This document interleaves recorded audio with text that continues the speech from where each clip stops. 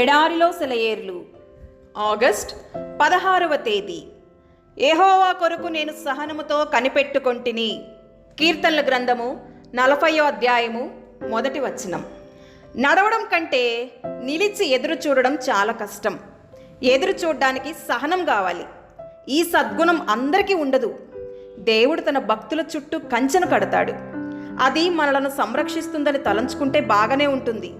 అయితే ఆ కంచె పెరిగి పెరిగి బయటనున్నవి కనిపించకుండా పోతే ఆ చిన్ని వలయంలో నుండి, ఆ కొద్ది అవకాశాల నుండి ఎప్పుడు బయటికి వెళ్ళగలమా అనిపిస్తుంటుంది. తనకి ఇంకా ఎక్కువైన సేవా బాధ్యత దేవుడు ఎందుకు ఇవ్వడు? ఈ మూలన ఇలా ఉండిపోవాల్సిందేనా? దేవుడు ఎవరైనా బిగపట్టి ఉంచాడంటే దాని వెనక ఆయనకి ఒక సంకల్పం ఉంది. నీతిమంతుని నడకను స్థిరపరిచేది యెహోవాయే అని కీర్తనల గ్రంథంలో ఉంది. ఈ నడక అనే మాట దగ్గర జార్జ్ ముల్లర్ తన బైబిల్ మార్జిన్లో నిలుపుదలలు కూడా అని రాసుకున్నాడు. దేవుడు వేసిన కంచెలు దూకడం మనుషులకు ఏమాత్రం క్షేమకరం కాదు. దేవుడు తనను ఉంచాడని నమ్మిన చోట నుండి ఒక క్రైస్తవుడు తనకై తాను కదిలి వెళ్ళిపోవడం మంచిది కాదు.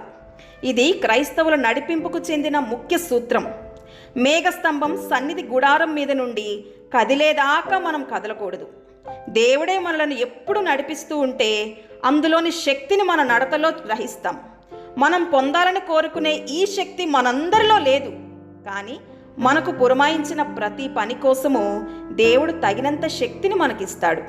కనిపెట్టడం, నాయకుణ్ణి అనుసరించడం ఇదే శక్తిలోని రహస్యం. విధేయత చూపకుండా మనకై మనం చేయబూనుకున్నది ఏదైనా మన కాలము, ఫలము వృధా చేసుకునే ప్రయత్నమే. ఆయన నడిపింపు కోసం ఎదురు చూడండి. జీవితపు కెరటాలు ముందుకు సాగిపోతూ ఉంటే నిలిచిపోయి ఏమీ పని చేయకుండా చూడవలసిన వ్యక్తి పరాజితుడేనా? అతడు ఇంక దేనికి పనికిరానట్టేనా? కాదు. ఊరక నిలుచుండి చూడడం వల్లనే జయం లభిస్తుంది. జీవితం వెంట పరుగులెత్తి నానా రకాలైన పనులతో అలిసిపోవడం కంటే ఇలా చేయడం 1000 రెట్లు కష్టం.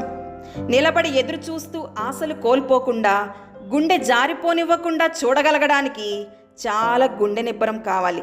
దేవుని చిత్తానికి లోబడి చేస్తున్న పనిని, దక్కుతున్న గౌరవాన్ని ఇతరులకు వదిలి దేవుణ్ణి కీర్తిస్తూ పరుగులు పెడుతున్న జన సందోహాలను చూస్తూ ప్రశాంతంగా నిబ్బరంగా నిలిచిపోవడానికి ఎంతో ధీరత్వం కావాలి.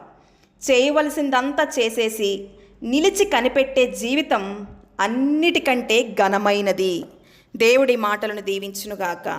ఆమెన్.